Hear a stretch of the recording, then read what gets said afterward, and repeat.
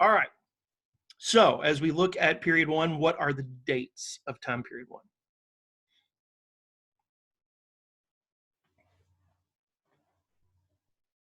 (1450 to 1648). Yay, Maddie, you're my favorite. Always has been. The rest of you are terrible. All right, so thank you, Aw. Maddie. Yeah, awesome. Good job. So 1450 to 1648.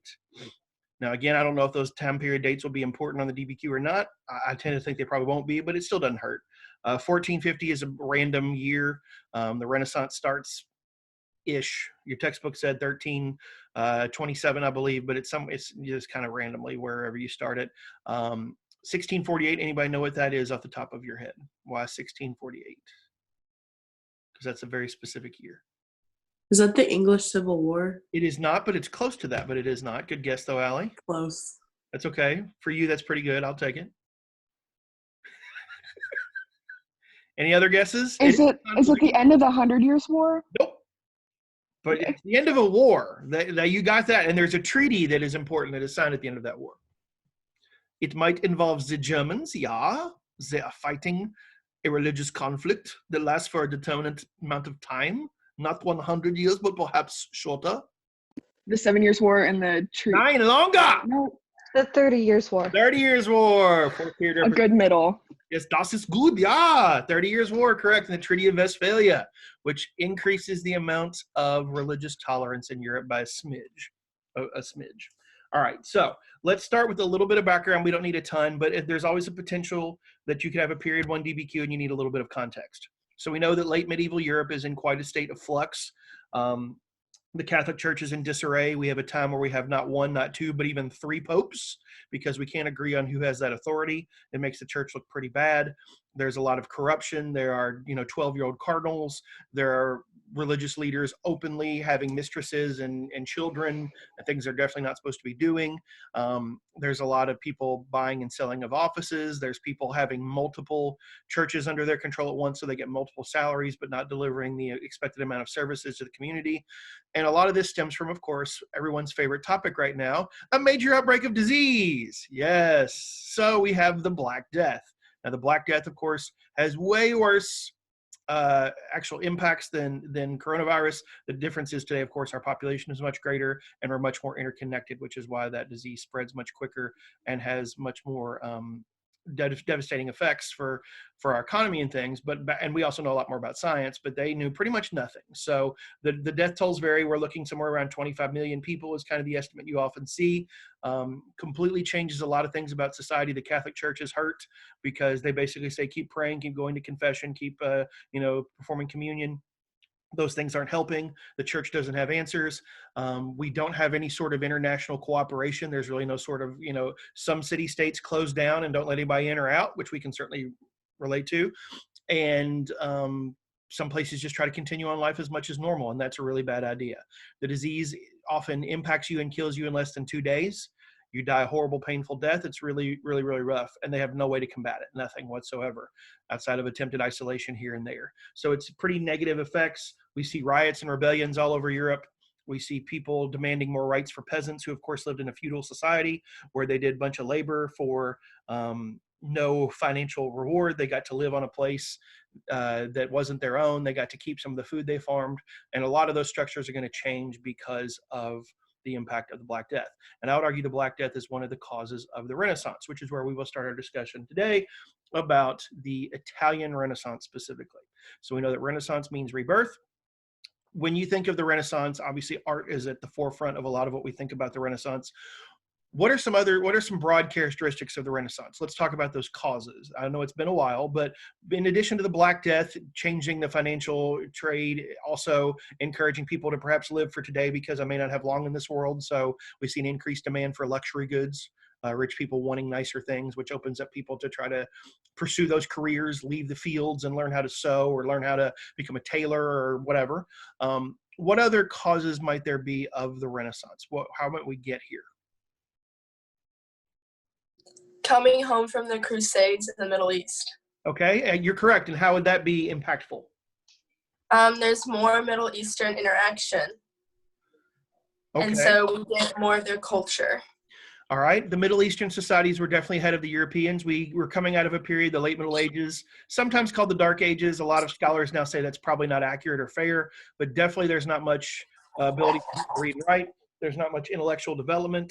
The Roman Empire had been a glorious time for the Europeans, and then those that succeeded the Romans were really not interested in those things. They don't promote intellectual capacity. And while there had been some with Charlemagne and the Franks and things like that, for the most part, Europe had been a cultural backwater. They did not have advanced medical techniques. They did not understand much about science or the world around them.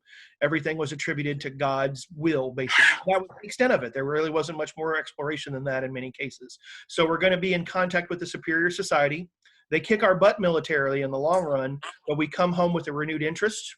Those of us fighting in the Middle East are often kings, knights, people of high status. They can read, they have money. Many of them that survive will come home with trinkets, with books, with cultural rediscovery. We had banned Greek and Roman history and reading and writing in Europe for hundreds of years because the Greeks and Romans, for the most part, weren't Christians. And so we should not expose ourselves to anything unchristian. And so we rediscover a lot of the Greek and Roman heritage from the Arabic peoples of the Middle East who had kept the works of Aristotle and Plato, et cetera, and translated those things into Arabic and are brought back into Europe and retranslated back into European languages.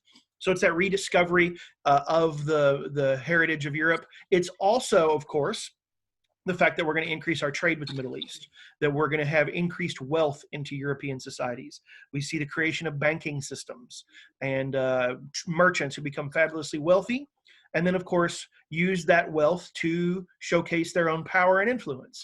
And at this time, they have limited options for travel. There's no sports teams to own. There's no music production facilities. So what they do is they buy and support art, either donating it to the church where your name's on it and every Sunday everybody sees that you did it and you guys are the best. And it's for the glory of God and crap too, but mostly for me. And then there's also the notion of, and my house is filled with fabulous, wonderful things. There's no such thing as a public museum at this time. I'd have a big party. People come over, see the mural on my wall, see the paintings in my house, see the sculptures in my sculpture garden. Wow. And of course, who is the most famous family in Italy for this kind of patronage of the arts? The Medicis. The Medici, yes, very good, thank you. And so they will off and on be the heads of the city-state of Florence for about 150 years, promoting art, promoting culture, encouraging trade, building new buildings, et cetera, et cetera. So we know we see the outward manifestation of the Renaissance is, of course, the buildings, the sculptures, and the paintings. And so when we think of the Renaissance, that's what we think of. There's a couple of specific examples in your study guides: Michelangelo, Leonardo, Raphael, at least in Italy. I'm not going to go through all those people, but you should be able to have at least one of those examples and be able to talk about a specific work of art. So whether it's Raphael's School of Athens, that's the one with all of the great philosophers and mathematicians and thinkers of ancient Greece and Rome, along with a couple Muslims and even a woman in there, showing quite a bit of progress at this time. And that's in the Pope's private study in the Vatican. We've got, of course, Mona Lisa from Da Vinci, and many of his other paintings like the Annunciation, or, et cetera, et cetera. So basically the Ninja Turtles are a good option to have.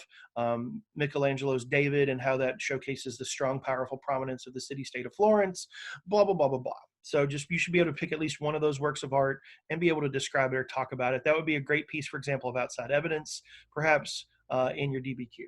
So anyway, so just one. So if you're like, I love art and I know art well, then you're good to go. If that's a struggle for you, take 3 minutes and look at one piece of art and be able to talk about it. But there's no need for you to study 10 examples. It's just not going to come up. So one example is plenty for you during this time period. All right. Also, of course, the city-states of Italy, and I think this is really important, had formed a truce. We signed what's called the Treaty of Lodi, which is not in your study guide, but for about 50 years, the city-states of Italy, which had been rivals for a long time, remember there's no unified Italy at this point, they form a truce and they don't fight each other. And so we have a sense of peace, we have a sense of calm. We know that the foreign nations like France that are interested in maybe some Italian real estate are not going to fight all of us together, because it's too much of a hassle. So instead of working on military goals for half a century, we're promoting art, we're building new buildings, we're spending our money on the other non-military goods, because if we're worried about war, that's all we're spending money on. All right, and we understand that. Right now, if it ain't helping us get out of this virus epidemic and opening up our economy and getting people back to work, it's not going to be a priority for the next 6 months to a year. It's just not. And that's just, I think, something all of us realize. And it's very similar to a situation of war. If you're worried about life and death, other things are not important. They just aren't. So therefore, there would have been no Renaissance, frankly, in Italy without the treaty that brings these societies together and allows them to peaceably worry about other things, such as beautiful buildings and whatnot. All right, so that's in the Italian Renaissance. Of course, we also have the Northern Renaissance. The North is also the other great center of trade. The reason we see the Renaissance in the Italian peninsula and the North in places like today Belgium and the Netherlands is because they're centers of trade. To this day, when you ship something to Europe or something comes from Europe, if it's going on a boat, most likely it's going to Belgium or the Netherlands. And that's been the case for half a millennium at this point.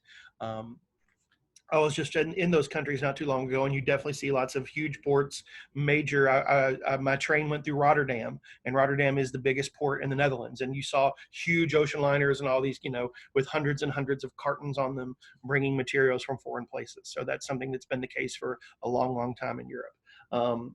In the North, we do not have the Greco-Roman tradition, which is probably the biggest difference between what we see in Italy. We don't have that Greek and Roman tradition. It's not a part of who we are. We're not trying to recreate those glories of the past. We are copying from the Italians because they're slightly ahead of us, but we also see some differences. In Italy, everything's about the beautiful. It's about everybody went to the gym. Everybody's got a six-pack. Everybody could get a haircut, unlike many of us right now. So therefore, we all looked our best in Italy. Versus in the North, we see average people. We see people that aren't that good looking. We see people, paintings of average people doing average things, getting married, having festivals, kids playing games, just common stuff, people hunting, just kind of things normal people do. And there was some level of market for this because obviously all our painters and artists are looking to make money and survive. So clearly somebody wanted these things and thought it was valuable to do. And so a lot of those paintings survive. So also in Italy, everything was about balance and perfection. It was about finding that center point, that focus, the vanishing point, as we may call it, linear perspective. In the North, we don't have as rigid structure. So there's a lot of paintings that don't have a true center. Think about, for example, my favorite, Hieronymus Bosch's Garden of Earthly Delights, which is just, there's so much to look at. It's all over the place.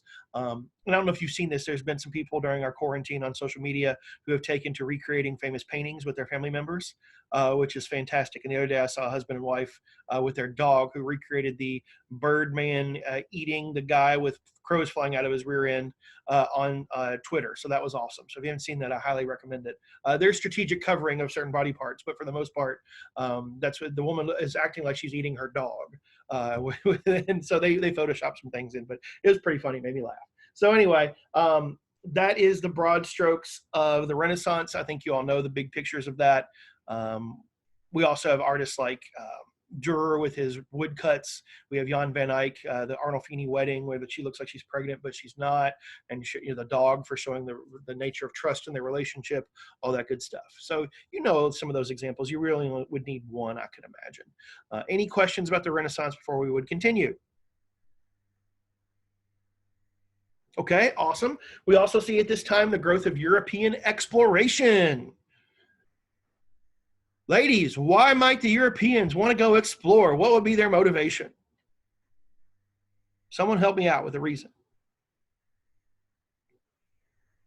If only there was an easy saying to remember these things. God, gold, glory. There you go. Yay. Look at all of you belatedly and somewhat shyly hitting that unmute button. All right. So thank you. So gold, God, and glory. Gold referring to getting wealthy. There's all sorts of rumors and myths about cities made of gold and, this material and that material. Some of that turns out to be true. Most of it's not, of course. God, we want to spread our religion. Now, this starts before the Reformation. After the Reformation and during it, certainly, we're going to definitely see that desire pick up because as we lose millions of followers in Europe, for the Catholic Church, we want to spread our faith elsewhere, places like the New World and later other continents. And then the Protestants will play catch up in that game as well. And our own history with people like the Pilgrims coming to the United States, et cetera, et cetera. And then, of course, glory. Let's get famous. Amerigo Vespucci, of course, the namesake of America, kind of a third-rate explorer, but his good buddy Martin von Siedmuller was a map maker, and so you got to give a shout out to your homies. And so he named the newly discovered continents after his friend Amerigo. And here we are today. So gold, God, glory is our motivation. That's why we want to do it. We also have to have the ability. Wanting to do something is wonderful, but that doesn't mean you can. What allows us to do this? And I told you about what I call the 4 C's. We have the caravel, these new fast small ships. So we have new technological growth that allow us to explore better. They also are nimble enough. They can be successful on the open water of the sea, of the ocean, but they can also go into a river. If you're exploring, the last thing you want to do is get off the boat. When you get off the boat, you tend to die. See Ferdinand Magellan, see Captain Cook out in Hawaii. They got off the boat, they got killed, because oddly enough, native peoples aren't happy to see people coming, especially after this started to happen and we know the pattern that's going to occur.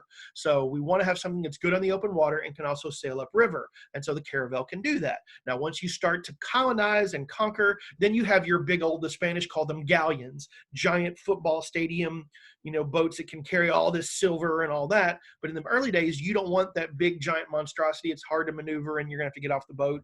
And that's the last thing, again, you want to do. We also have, of course, better maps. The early maps are pretty bad, as you know. An example would be the Treaty of Tordesillas in 1494, where we draw a mythical line dividing up the New World. Clearly, we had no idea how big this was because Portugal got hosed. They got just a tiny little bit of today what is Brazil. That is why Brazil becomes a Portuguese colony, and they speak Portuguese in that nation to this day. The rest of it is going to go to Spain, and they will have, therefore, the vast majority of Central and South America to their colonial ambitions, and will have for 300 plus years. We also have the compass, which is brought over on trade routes from China. It allows us to sail on open water with bad visibility in the skies. We don't need the sun. We don't need the stars. We can figure out where we're going regardless of the weather, and that's a great benefit to us as well. And then we invent military technology using gunpowder, the cannon, because obviously once we start to find places, we want to bring back ships full of wealth. And then people are going to try to steal that from us. So we've got to protect ourselves to bring those investments back home. So we have our reasons for wanting to do it, the G's, we have our ability to do so, the C's, and what we start to see is European countries becoming more ambitious in their desire to spread around. The early leaders are Portugal and Spain. And then, of course, later big nations like France, Great Britain, the Netherlands, etc., will get involved and also play that game as well. The purpose at first was to try to go where? Where are we trying to go on these exploration missions? Miranda? India. Yes, we're trying to go to Asia specifically. So China, India, wherever. And so we know that Columbus, to the day he dies, believes that he has found Asia, just parts that are unexplored yet. Of course, he was completely wrong. And so the Portuguese go the other direction. They try to sail down the west coast of Africa, a little farther every year, playing hopscotch, as I call it, down that coast, hopefully to eventually going around the southern tip of Africa and then sailing over Asia. It takes them about 75 years to find this. One of the side effects of this happening is they establish trading forts and relationships, mostly positively, with native African tribes. So when we decide that we need slaves in the New World, we have ready set allies who will send us people to do so. So the Portuguese will start the slave trade in the late 1490s and early 1500s, and they'll be in charge of it for a while. Then, of course, the British will swoop in and take over because they're bigger and stronger and wealthier. And so eventually, 1488, Bartholomew Diaz. Should I memorize dates? No, you don't need to do that. Early in the time period, it's fine. At this point, it truly is. Now, if you want to memorize dates because you're super bored, by all means, you go ahead. That's up to you.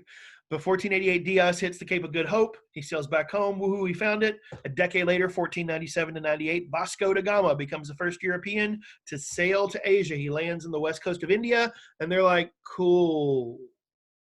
What took you so long? Remember, we've been trading with white people for millennia, so it's not that big of a deal. Plus, their products are crap. The Indians laugh at them. Just remember, the Europeans at this point, what I sometimes see in AP Euro is you know what's coming, and so you sometimes write in time period 1 about the dominance of Europe. No. In the Americas, sure. But in Asia, in 1600, so pretty darn close to the end of our time period, one of my favorite stats, 60% of global trade, 3 out of all 5 trade goods in the world originate from India and China. So 1, that is why the Europeans want to go there. 2, it shows the Europeans are sitting at the kids' table when they get there.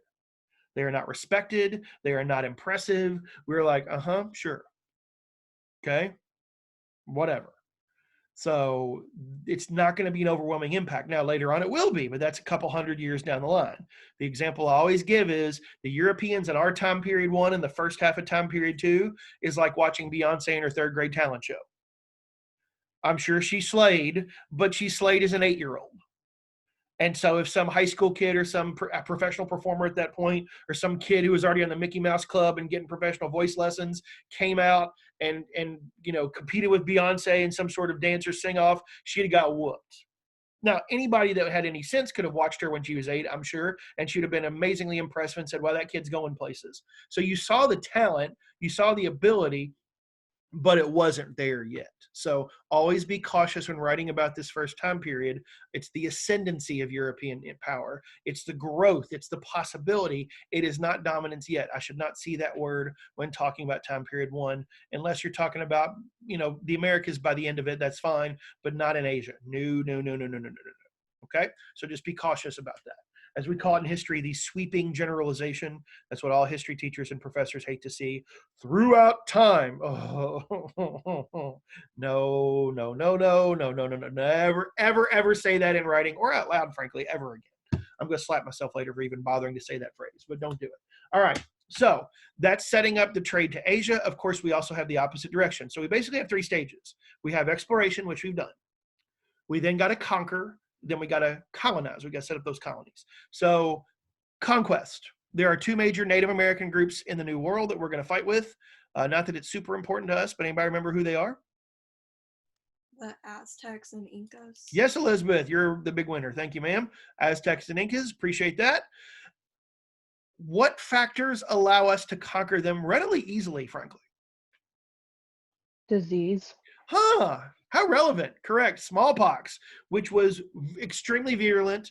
Any sort of close contact, you got it. There was really no way to stop it. It had ravaged Europe and Asia for millennia, frankly, probably. But the Americans had never seen it as far as we know. The American continents had not had any contact with Afro-Eurasia in millennia. So they are just absolutely decimated. There's also the fact of you've got some pretty, shall we say, leaders with chutzpah in Pizarro and Cortez who just go for it, who, flex and try what they can. Cortez famously, when he finally arrives to the shores of Mexico, his soldiers start to grumble and complain and go, I don't know, we should go back. One night while they're sleeping, he burns his own ships. So there's literally no way to go back home. Now, I wouldn't recommend that, but he's like, look, we got no options. Let's do it. So they're like, oh, okay. And they know there's more people coming, but it's going to take a while. So they decide to follow him anyway. Now, that could have gone very poorly for him, but the guy had stones. However you want to say that, he definitely did. We also, of course, have the fact that the Aztecs are hated. The Aztecs perform human sacrifice. Of the 10 million people that are in Aztec Empire, less than 10% are actually Aztecs. The vast majority are conquered people who generally hate the Aztecs because of their brutal conquering methods and the human sacrifice stuff. So it doesn't take a lot of effort to convince those people to switch to Team Spain, because I know this is shocking. Cortez is a liar. He says, we'll free you, we'll give you more opportunity, blah, blah, blah, blah, blah. And sometimes you believe things you want to hear because you want to hear it. So that's what happens. And so very quickly we are able to defeat these people. And we have got the Aztecs in Mexico in 1521, and then the Incas in South America and Peru primarily by 1534. So we've conquered them. Now we got to establish empires. We've got huge amounts of land, much of it undeveloped.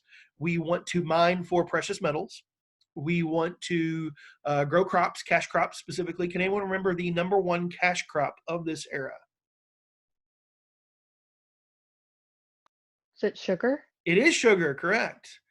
Thank you for in the form of a question. It's just like Jeopardy. So, what is sugar? Correct. I don't have any witty phrases like Alex Trebek, though. He's the GOAT. So I'm just here making crap up, and about 1 out of 10 of mine hit, but that's okay. It's not bad.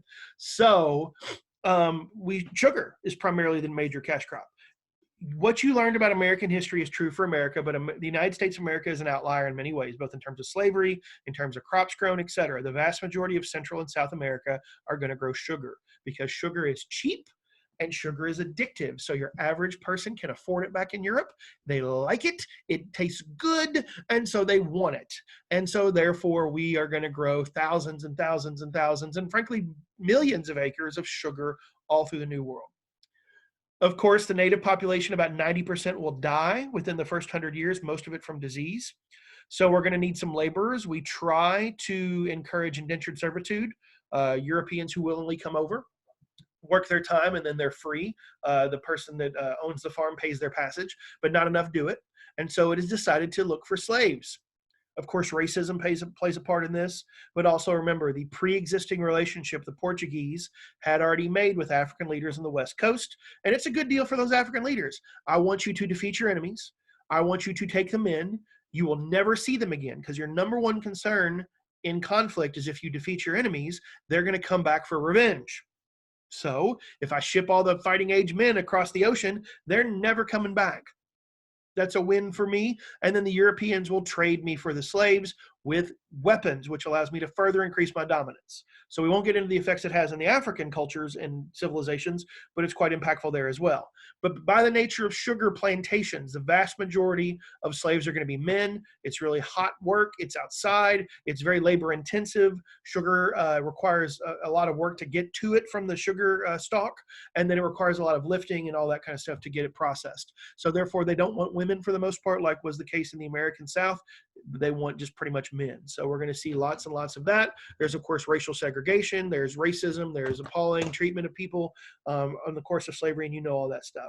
For the European perspective, the Spanish government wants to make sure that the right people are coming over to run these plantations, to tame the land, to get everything under control. We don't want to spend money ourselves, so what's called encomienda, if you may remember that, ENCOM. IENDA, and encomienda is we're going to offer the younger sons of wealthy families. In Spain, we had primogeniture. The oldest son got everything when dad passed away, so he could decide to be nice to his siblings or just kick them out in the street. But regardless, he would always be the duke or the count and the landowner. His younger siblings would get nothing, but his younger siblings would be educated. They would be well-bred. They would be trained on how to operate in society. So they're ideal candidates to leave everything behind and go to the New World and set up these plantations, or haciendas, as we call them in Spanish-speaking territory. And encomienda is incredibly successful. We're going to give you free land. We're going to give you free slaves. You set everything up. The Spanish government will tax the profits. And so it's so successful, within about 75 years, we stopped the system because it's basically full. And we're starting to cut down the rainforest, which has other impacts, blah, blah, blah, blah.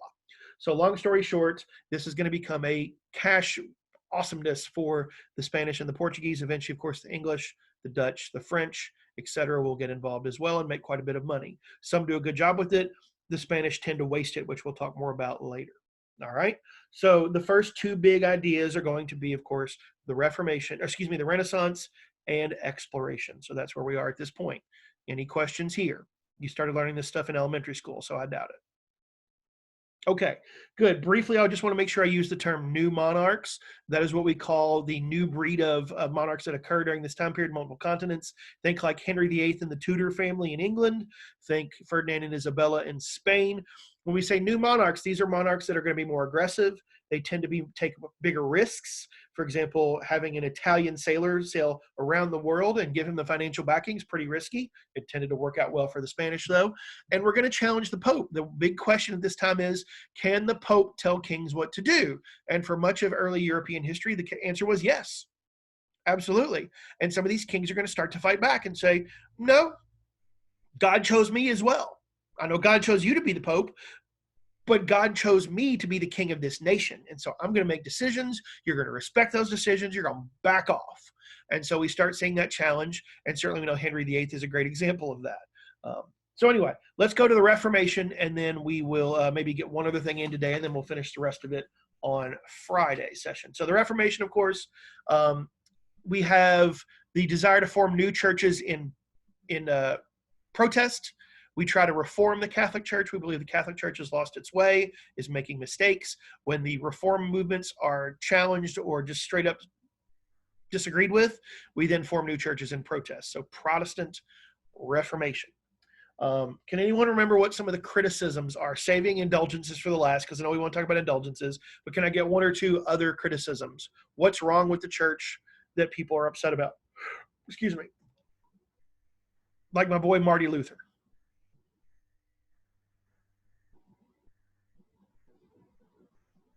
same if they don't know Latin. Okay, they don't know Latin, so the church leaders are ignorant. Some of that's true. Absolutely. I don't know if it's a major cause, but definitely after the Black Death, we had a shortage of priests and nuns. As many people abandoned towns and villages, and people were like boarded in their house at night by neighbors because they heard they were sick people in the house. That kind of stuff happened. For the most part, the church leaders stepped up. Your caregivers for the sick were often priests and nuns. And so, of course, they died in a high number. They didn't have PPE back then either. So they were basically screwed over and having trouble having access to anything. So many of them are going to die. And so we have a massive shortage of priests.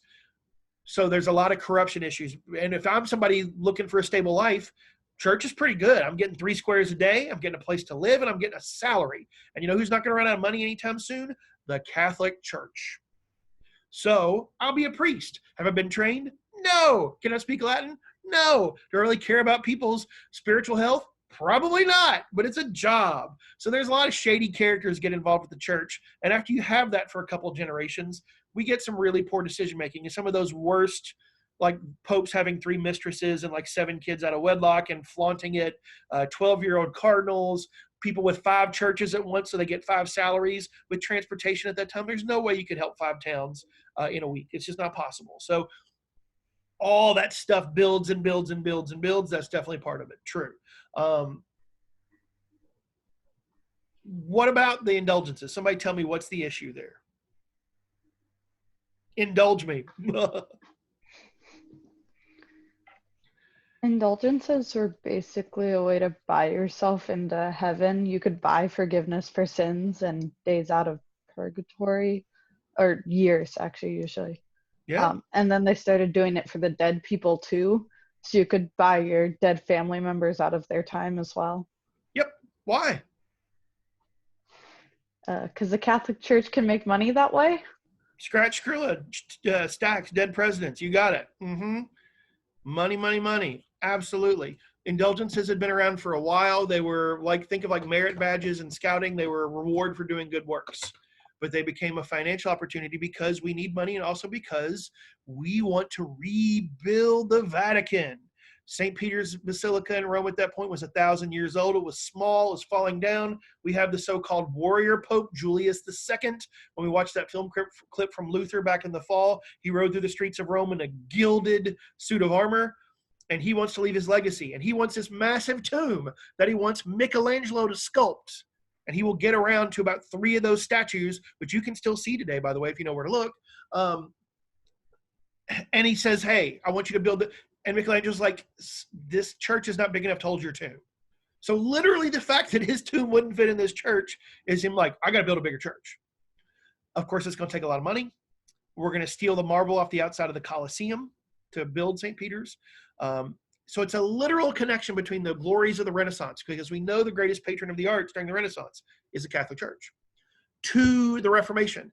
Why are we having poor people who can't afford to feed their families? Why are we going around giving them speeches and pressuring them to give what little money they have to build a great church they will never see when their kid might not eat tomorrow?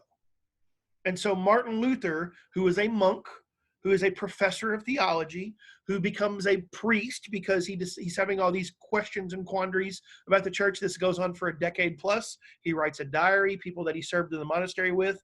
He talked to many of them about his concerns. He visits Rome, as we saw in the film Luther, and is just kind of frustrated by what he sees there, about the blatant cash grabs that are happening and what he considers non-biblical policies. So he actually researches in the Bible. It's like, I can't find this, I can't find this, I can't find this. And most importantly, he can't find indulgences. In fact, the Bible is fairly critical of people using their wealth to try to achieve any sort of spiritual enlightenment in numerous passages. He's like, this is wrong. So he writes down a list of 95 complaints specifically about indulgences. There are other complaints, but 95 theses is just about indulgences. And on October 31st, 1517, he nails them to the front door of his church in Wittenberg, in today what is Germany. Some people believe he picks that date because the next day, November 1st, is All Saints' Day, a day when everybody's going to be in church. It's a feast day, so we're all going to be there. We're all going to see it. He really naively thinks we're going to have a discussion. We're going to sit and talk, and we're going to, they're going to really validate my feelings, and it's all going to be fine. No. Of course, the church is not interested. Now, at this point, Julius II has passed on. He's been replaced by Leo X. Leo X, a member of the Medici family. So he is absolutely not going to be interested in any sort of discussion about what's right or wrong with his policies. Who are you to challenge me, the Pope? And so Luther has basically just told no. And so his whole thing, if you want to summarize Martin Luther, it's sola scriptura. His belief is the Bible is the only source of belief or action by a Christian. If it is non-biblical, and he goes so far to even say there is no description in the Bible of papal authority. There's one verse in the book of Matthew where Jesus looks at Peter and says, you're going to be in charge, basically. And he says, sure, but there's no description of what that means or what he can do or what he can't do. So if it's not in the Bible, get rid of it. So he gets married. He has 8 children. He does all these other things. And he says there's no reason I shouldn't do this stuff or that I should in certain circumstances. So he says, for example, that the only way you get to heaven is faith. You can't do enough good works, because the prophet Paul talks a lot about in his letters in the New Testament about his faith and how his faith healed him and blah, blah, blah, and that he is a poor sinner and he's weak and all these kind of things. He's like, well, if Paul, one of the greatest Christians that ever lived, is weak, then what does that make me or you? So his basic thing is you believe, it's a gift, it's grace, it's not something you earn. And so that's the fundamental belief Luther has. And many other groups across Europe will also agree with him, but we will divide up. We know that Luther is going to be tried. He is going to be convicted of heresy for going against the church, but he is a powerful protector. Not to get too deep into it, but in the Holy Roman Empire, where this is taking place, they have electors. 7 of the most powerful men of the 360 states in the HRE elect who the HRE emperor is. And so you got to make sure those dudes are happy. Wittenberg is in the province of Saxony, which is one of the 7 biggest, and Frederick the Wise, the leader of that, if you may remember, we read a document. He had the biggest collection of relics in Europe, 15,000 bones, milk from the Virgin Mary's breast, blah, blah, blah, blah, all this stuff, and he gets rid of it because Luther preaches that relics are non-biblical and therefore sinful. And so Frederick becomes one of the greatest supporters of Luther. He hides Luther in his castle after his conviction and basically tells the rest of the HRE, come at me. You want to come get old Marty Luther? You can invade my castle. And the other thing that makes Luther get away with this, where previous people had been condemned and burned to death, is the printing press. Quite possibly the most impactful invention in the history of the world. 1450s, 1440s, we're not sure of the exact date, but right around the time when our class starts. And that allows the mass production of Luther's ideas. Nothing he directed, nothing he supported. It went viral, as the article I had you read in the fall describes it as. And so once it's out there, he doesn't control it anymore. We know that Henry VIII reads it within 6 months of it being put on the door in Germany. Today, that's really slow. Back then, that was remarkable speed for something to be spread that quickly across multiple nation states. And so Luther is going to form his own church, spend the rest of his life having kids and doing his own thing, writing anti-Semitic books, etc. But he has no interest in being a Protestant pope. So what that means is Protestantism has no central authority. So it starts to crack and fissure and divide. And so that's why today we have thousands and thousands and thousands and thousands of Protestants. We had the Anabaptists who believed that there should be no baptism of children and that there should be a separation of church and state. Whoo! They're way out there at the time. We've got the Calvinists, who are John Calvin in Switzerland, believes in predestination, that God has already made our choices for us before we were born and knows how we're going to follow things. But also condemned men for physically assaulting their wives, which unfortunately at that point was rather rare. And so is seen kind of as a women's paradise in Geneva, Switzerland ahead of its time. And quite possibly the most notorious of all Reformation figures, Henry VIII, who forms a new church not because of his spiritual leanings like Calvin and Luther, but because he does not like his wife. He had married his sister-in-law after his brother's untimely death in a political arrangement. They never really clicked. They had had one daughter over the years. They had numerous miscarriages. And so he is getting older and wants to leave his throne to a son. He also happens to notice at the same time a rather attractive young woman named Anne Boleyn. And he believes God reveals to him that he should annul his previous marriage and marry Anne. How convenient at that time for old Henry. And so he petitions the Pope. He assumes the Pope will say yes. Of course he'll say yes. Why not? However, Anne gets her nephew, Charles V, he of the Holy Roman Empire. He's the one who tried Luther. He's the one who's going to be in charge of Spain and Portugal, and basically one of the biggest empires in the history of the world. And old Charlie's like, sure, Auntie, I will go in and make sure the Pope says no. And that's why I told you, if you go to the Vatican today, you can still see German graffiti on the walls from 1527, where they say some nasty things about the Pope and carve literally Martin Luther's name into one of Raphael's frescoes in the Sala della Signatura in the Vatican. So whenever we can travel again and you get to go to Italy someday, you go to that and you look for Luther graffiti, which thankfully they left, which is really nice as a historical touch. They could have easily covered it up, but they didn't. Once again, a direct connection between Renaissance and Reformation. It's almost like these things are related to each other, like they're cousins or something. So therefore, we have Henry VIII deciding that he is going to just create his own new church. He gets Parliament to go along with this. They passed the Act of Supremacy in 1534. He'd married Anne Boleyn in 1533, so it's after the fact, but this makes everything legal. He then tells the Pope to shove it. But because he is not making his new church for religious reasons, it is Catholic Church light. They speak in English, and he is the boss, but everything else is Catholic Church. Incense, confirmation, communion, the sacraments, blah, blah, blah. Luther famously said there's only 2 sacraments because they're the only 2 listed in the Bible, specifically baptism and communion. Everything else, he says, nah. Henry continues all those things. So therefore, we will eventually create a branch of the Church of England that wants to purify the Church of Catholic ideas and get rid of them. Those people, of course, are called the Puritans. And we know the impact they have on American history eventually, 1620, blah, blah, blah, blah, blah. All right? So that is where it is. Also, I was looking at my notes randomly. This is one of my favorites. Martin Luther, I mentioned farting earlier. Martin Luther himself writes about farting. He says that you should fart on the devil. Quote, you should fight stink with stink. So you're welcome for that. If you can drop that in your DBQ at the end of the year, I'll be amazingly impressed. So that's the broad strokes of the Reformation. We are upset about church practice. We believe that it should only be what the Bible says. We should not be primarily concerned with money. And because Martin Luther does not grab power like the Catholic Church did, we see literally thousands of different groups eventually form in all different directions, sometimes based on one verse of the Bible that they disagree with people on, and so they fracture and form a different church. And we still see that. In the last couple decades in the United States, we've seen the Presbyterian Church split up. We've seen Church of Christ split up over their interpretation of various issues or aspects. So we still see breaking up in the Protestant tradition, even 500 years after its creation.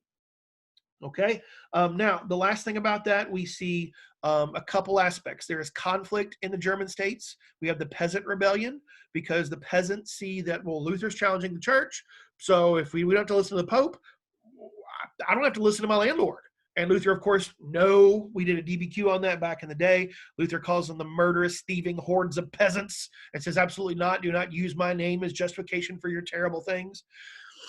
And so we have this long conflict. It is ended finally with the Peace of Augsburg, 1555. Augsburg, a city in today Germany. And the Peace of Augsburg simply says that leaders in the HRE, of which there are several hundred, can decide the religion of their people, either Catholic or Lutheran. And this is the first tiny, tiny, tiny baby steps towards official recognition of religious toleration. No Calvinism, no Anabaptists, no Jews, none of that stuff, but at least some official allowance. And it's not your choice, it's the boss's choice, but it's the beginning of that slow process of eventual toleration and diversity in religious choices. All right, we also will end this with the Counter-Reformation. We'll end the Reformation. I do have one or two other things, but we'll do the rest of it on Friday, of course. The Counter-Reformation is, of course, the Catholic Church's response. Do they, in large part, agree with Luther about sola scriptura, about the Pope being wrong, all that kind of stuff? Do they make major structural changes to church belief? No. No, they do not. There's a disagreement there. However, they do agree with some things, like, okay, the indulgence is kind of shady. 12-year-old cardinals, the Pope having a mistress and children out of wedlock and openly talking about that. I'm looking at you, Alexander VI, aka the Borgia, which his life was so sordid it inspired a Showtime pay TV show that I could not show you in school. So, and they didn't have to cheat that much to make it that way. It was kind of the real way it was. And that was the Pope. So, so there are some recognition that we have some shadiness, but we're not going to make fundamental changes. We believe that we're right. We believe the Pope is God's chosen messenger, and so he has the authority to make policy for the church, and that division continues to this day. All right. The church will also support, at this time, the art form of Baroque. Baroque, of course, beautiful, bold, excessive message, mostly Counter-Reformation art, telling us, the Catholic version of things are better. Protestant churches of Luther and Calvin especially are pretty plain. We watched a brief clip back in the fall of a 16th century Calvinist church where the walls are white, the benches are wooden, and there's a pulpit for the preacher to give his sermon. There is a table where communion is given. That's it. You're not going to church to be entertained. So therefore, the Catholic Church is going to ramp it up. Big statues, huge buildings, gold as much as we can afford all over the place. We are showing a different path to our wobbly, concerned citizens, or maybe people that have gone to the other side, come on back. And we do see some generations later, some people came back to the Catholic Church.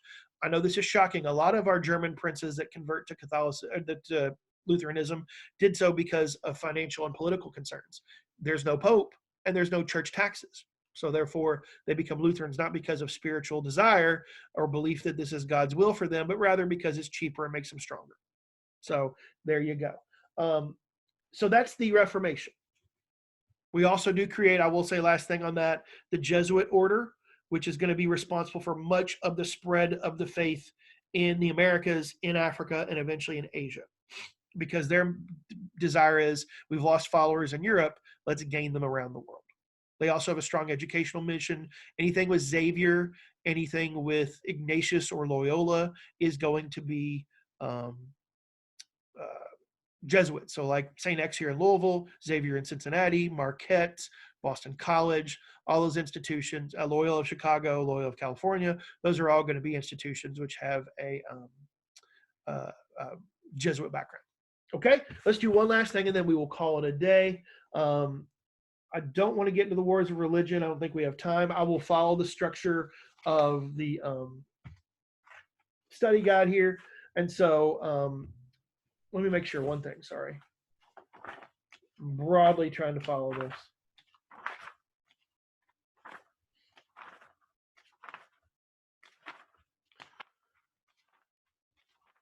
I don't want to get into the wars of religion today. That's too much, and we got 5 minutes till 11, so we don't want to get that far. So I'm going to stop here. Does anybody have any